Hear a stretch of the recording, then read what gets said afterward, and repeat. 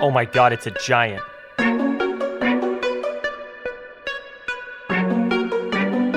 Bro, there's just no way that just happened right now.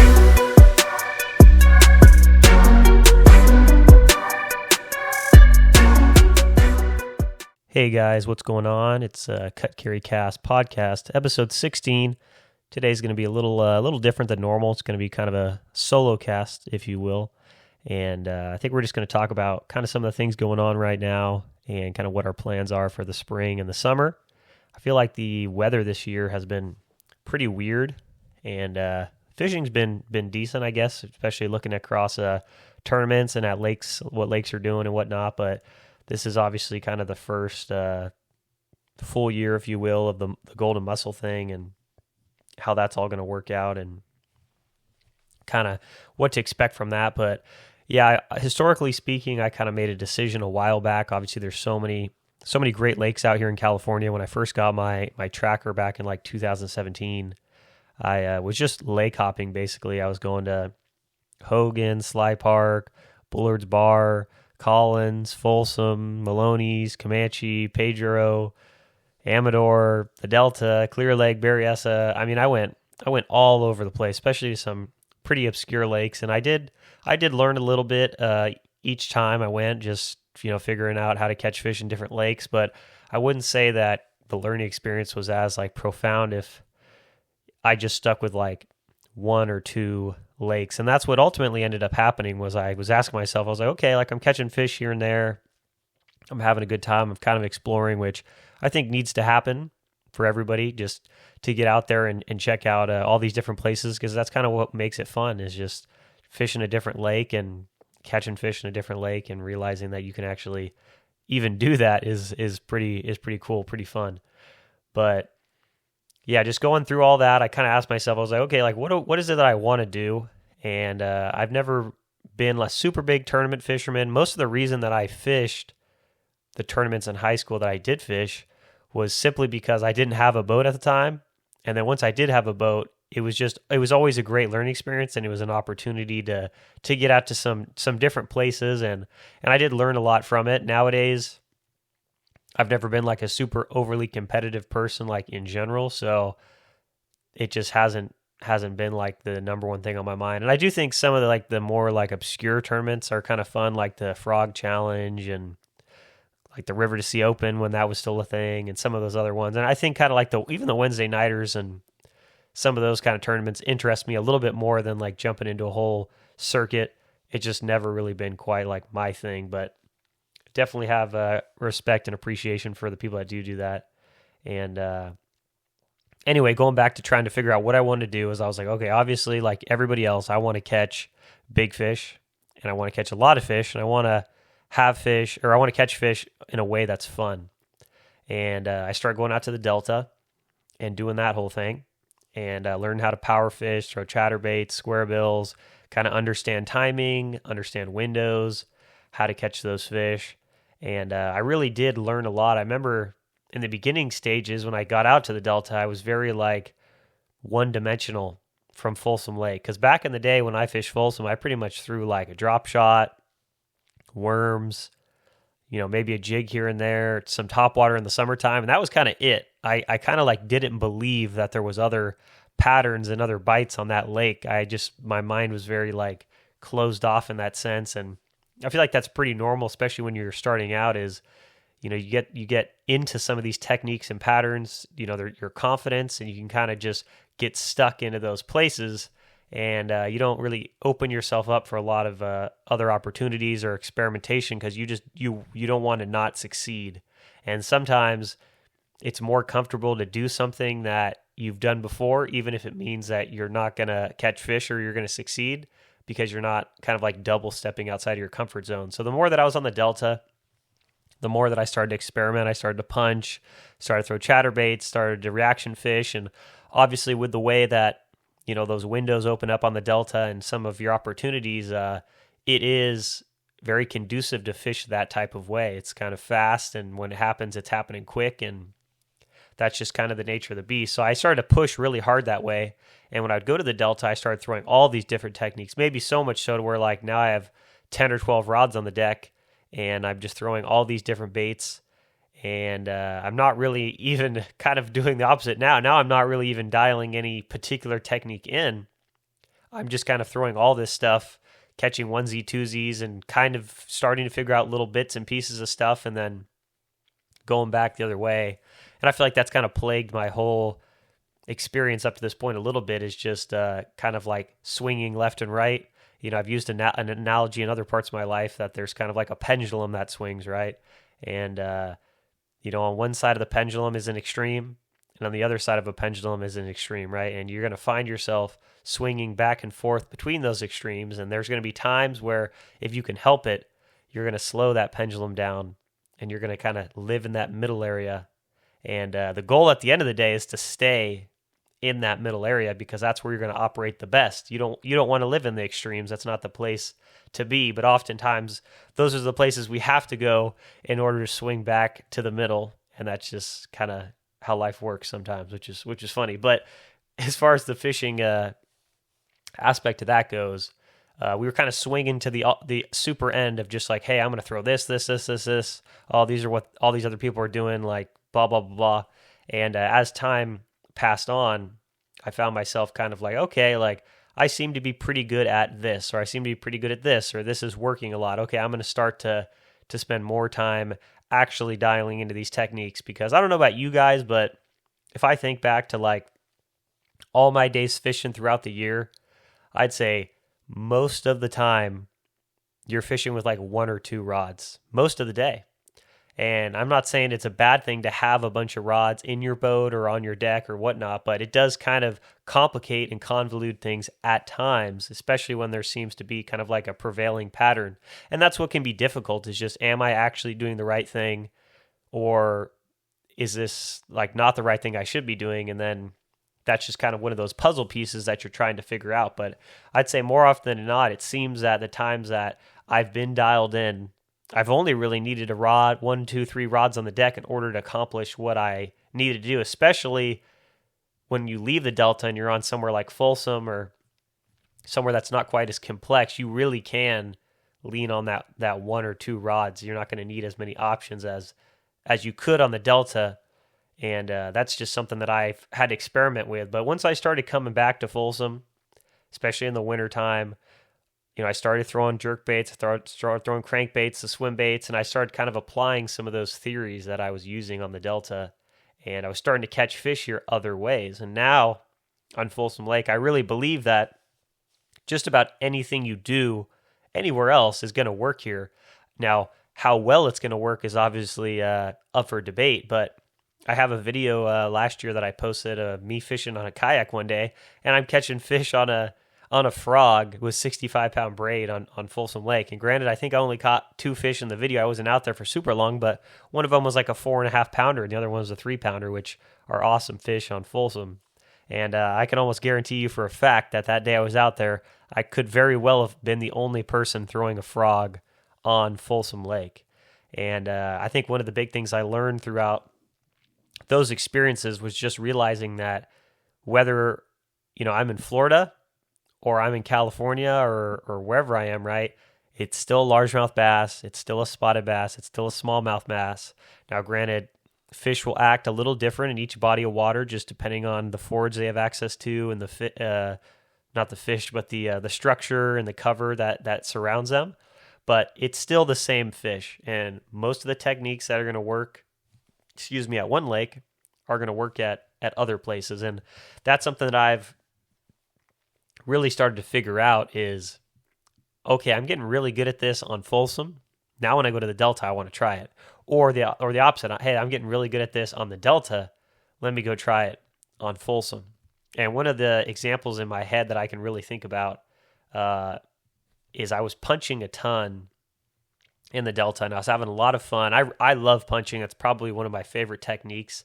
I'm definitely not like the punch master. I haven't punched any super giant fish up to this point. I think like a 6.5 is my biggest punching so far, but I really just enjoy it. I think it's super fun. So I started asking myself, I'm like, okay, what lakes or other river systems or whatever can I go to and punch?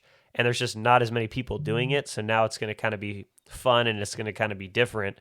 And I actually went to Lake Tolek, which has a pretty significant amount of grass in the summer, and I spent a whole day punching out there. And I caught a 5.5 pounder and a whole limit of other solid fish between me and my buddy, and it was a great time. And same thing, I went up to Lake Clementine, and I was flipping toolies up there, kind of punching a little bit as well, and then went up to the After Bay and was doing the same thing. And obviously, you could do the same thing at Clear Lake. There's a lot of other places that have grass, and it was all because of kind of like that time I put in the Delta, and then now going to some of these other places and doing it, and it not being as common in some of these other places as maybe the Delta. And that's kind of what I'm just circling around to, is that if you have a technique that you're confident in, it could be worth going out to some of these other places and just trying to see the way that you can apply it to out there. Because, whether I'm throwing a swim bait on Folsom Lake or I'm throwing a swim bait in the Delta, a lot of the same principles and concepts are going to apply. And sometimes you might just do something that other people aren't. And that could be the difference between you getting a really big bite and not. So, yeah, I mean, this spring we're going to be on Folsom. I don't know up until when. It kind of just depends on the weather, which is kind of one of the talking points I want to bring up in this episode. Is the weather in California this year has been pretty weird. We did have a little bit of rain that came in. Some of the lakes filled up. That was great. We got some snow, but now we're kind of at this awkward turning point that happens a lot of years in the past, where it's February now. And we're starting to see some like legitimately warm days. Like tomorrow in Folsom, it's going to be 68 degrees. And you better believe that water temp's going to start creeping up quick. And there's probably going to be a wave of fish that are going to start moving around on Folsom, possibly even some bedding. I want to say the full moon was a couple days ago, so there might even already be some fish up. And in the morning, especially when it's cooler, that water's like 50, 51 degrees. But some of these days where I've stayed out all day long, it's been like almost 54 at the end of the day. And that's what really starts to get stuff kind of a little convoluted out on some of these lakes, because I know I'm no spawning bass expert, but from what I've seen, there is no like hard rules with like when these fish spawn. Like they just need the water temperature and they need the moon, and if that's met, they're gonna start doing some weird stuff. I mean, in my short time out here, I've seen a lot of weird stuff like that. Just these little false waves, and probably even some real waves of fish where you catch them and you're like, dang, this thing seems almost like post spawn or something. That's kind of weird, and it's only March or whatever. And it's like, that fish might have spawned a whole month ago in February, and now he's on to doing something else. So yeah, the main thing that I've been trying to figure out this spring is just kind of like balancing my time out, because of all the lakes that are closed, we just don't have as many options anymore. It's kind of a bummer. Folsom's always been a joke in the summertime, just from like a boat traffic perspective. So I've never really been spending a ton of time out here in the summertime, but it just sucks not being able to, even if I wanted to, right? I mean, I suppose you could get your boat decontaminated for $100, once a week or once every 2 weeks if you wanted to come out here and flip-flop between here and the Delta. But I mean, that's just not a feasible option for most people, I don't think.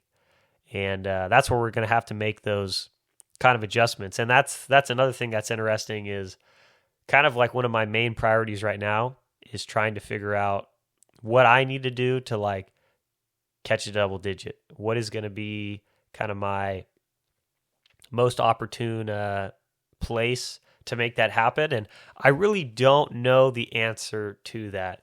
It might seem obvious, like, okay, you're going to fish Folsom Lake or the Delta. The Delta's the clear answer that you're going to have a better chance of catching a double out there. But I really don't know if I feel that way anymore. At least for a certain period of time. I think like 365 days a year, I probably have a better chance of catching one on the Delta.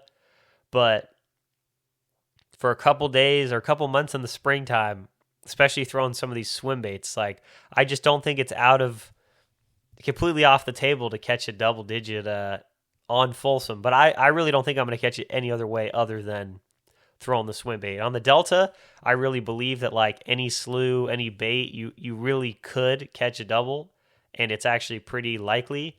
But Folsom, I feel like it's definitely more specific to more like niche stuff like the swim bait or throwing some other kind of like obscure stuff. Sure, I'm sure guys catch, a random one on a Senko every year or whatever, but more often than not, it's going to be on a swim bait, or at least your chances of it being on a swim bait are going to be a lot higher. So those are just kind of conversations that I've been having on myself, is like, when am I going to draw the line? Because I can't go to both places feasibly with my situation, right? Like, I have to kind of make a decision. Am I going to start going to the Delta, or I'm going to start going to Folsom? And especially when it comes to the channel, not that I necessarily let this dictate what I do, but the Delta stuff definitely seems to do better than the Folsom Lake content, which the Delta is kind of more mysterious and there's kind of more people surrounding it, so that kind of might be the reason for that. But yeah, every year we kind of have a list of like goals that I've made, and I'll kind of put them on like a sticky note and like cross them out as time goes on, and I'll kind of read them off. Like, number 1 is just to break like a personal best of some kind, whether that's spot, smallmouth, or largemouth. And I think last year, I don't think we broke anything. Number 2 is to catch a double digit, which would be breaking a PB, but I still just have that as a separate category because it's kind of a separate thing in my head. I've never caught 25 pounds solo, so that's a big one for me.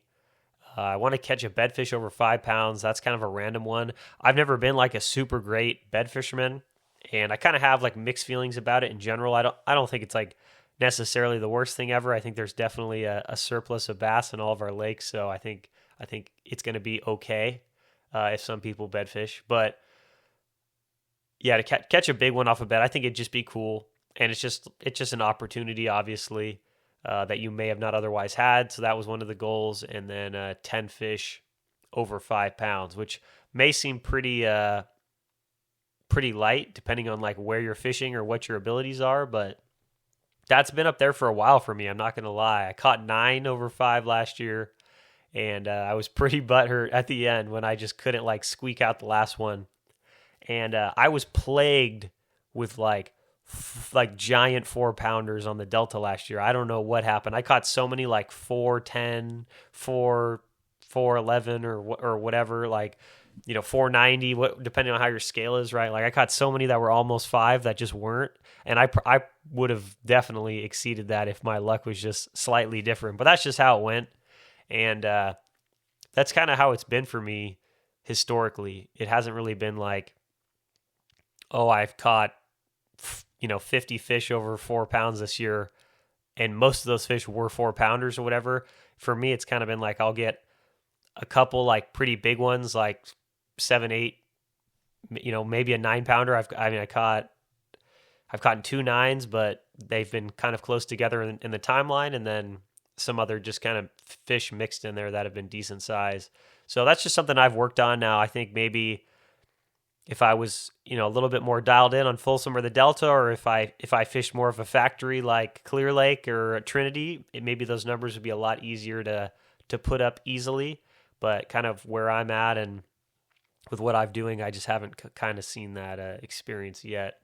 But those are kind of the goals for 2025. And with those goals in mind, that's kind of where I kind of like draw my line of what am I going to do? And the balancing act for me is I only live a couple minutes from Folsom Lake. I mean, I don't even live 5 minutes from Folsom Point, which you can't launch there right now. But that's kind of the balancing act that I always have is it's okay, like boat traffic, cost, and me having fun. I have the most fun on the Delta, just from like a technique perspective, throwing frogs, punching, chatterbaits, just running around out there like a bandit. It's fun, but it costs more. I can't fish the Delta as many days a week as I could if I fished Folsom because it's so close to my house. And then from a boat traffic perspective, I mean, Folsom really doesn't become an option in the summertime, at least if you want to like be sane. And I'm curious to kind of see like how it plays out, but I could only imagine in basically May through like October that the lines like in and out of the lake with this whole mussel thing, like it's got to be a nightmare. It's got to be like a total disaster. I haven't really gone out there to look, so that might be something that I'm going to do this summer just to kind of see how it is and see how bad it really is. But those are kind of the main things that are kind of hindering my decision making. And then obviously, me catching 25 pounds on Folsom, I don't know how realistic that seems in comparison to catching it on the Delta. I've been pretty close on the Delta a couple times, like 23, 24 pounds, but not quite 25. And Folsom, my biggest bag is still, I think, like 19.9 or something with my buddy Bryce. Still haven't broken that. And by myself, I think I've only probably put up maybe like 17 or 18 a handful of times. So that's kind of where our head's at. We're going to kind of see what happens. So far, the beginning of the year hasn't been bad. I'd say that like we've kind of been plagued with some smaller fish. We haven't quite had as many like bigger ones mixed into it. Obviously, we caught that I don't even remember what it was, 760 or 770 or whatever that thing was. Literally like the first day of the year or whatever. That was an amazing fish, and I'm super happy to get it. But since then, I don't know if we've really even caught that many fish over 3 pounds. Just been kind of plagued with a lot of like smaller spots and largemouth. So I think obviously as this temperature starts to increase, if this is going to be the vibe, there's definitely going to be more and more opportunity for that to happen. So I'm not too worried about it. But we'll just kind of have to see what the weather does as far as the Delta goes. If these clouds and these storms and it's going to start just blowing out everywhere like like I hope it really does, honestly, we're going to be stuck on Folsom because that's going to be the better option once the Delta turns into a mud hole. But if we have one of these like false winters where it just kind of doesn't rain again and it starts getting warm, I'm looking at trees blossoming in my backyard right now. We might be going to the Delta a lot sooner than we thought. I kind of was having like the March-ish, like April-ish time frame in my head of like making the switch. But hey, if we don't really get too many more storms moving in here and these 60-degree days keep kicking up, we're going to be out in the Delta in the next couple weeks, I think. So it's just really a matter of what happens, and I'm down either way. But if I had the choice, I would definitely hope we get some rain because it's gonna help us out in the long run. So anyway, yeah, we're gonna try and get the podcast fired back up. I don't know what the deal has been lately. We just got to make some phone calls, start getting some guests back on here, and get this thing fired up. I think obviously the winter time's kind of like a downtime for everybody and for me and whatever. Just there's not as much going on just with it being cold and whatnot. So this spring, we're going to really make a big push. We're going to be getting out there a lot more and having a good time and hopefully get some more people back on this podcast. I'd really like for this to be like a weekly thing. I don't think that's like a big ask at all, but it kind of has been lately. So we'll just have to see. But if you guys have any good guests in mind that you guys want to have on the podcast or any recommendations of people, leave it in the comments. Appreciate everybody's support. Please like, comment, subscribe, and I will see you guys in the next video or podcast. Peace.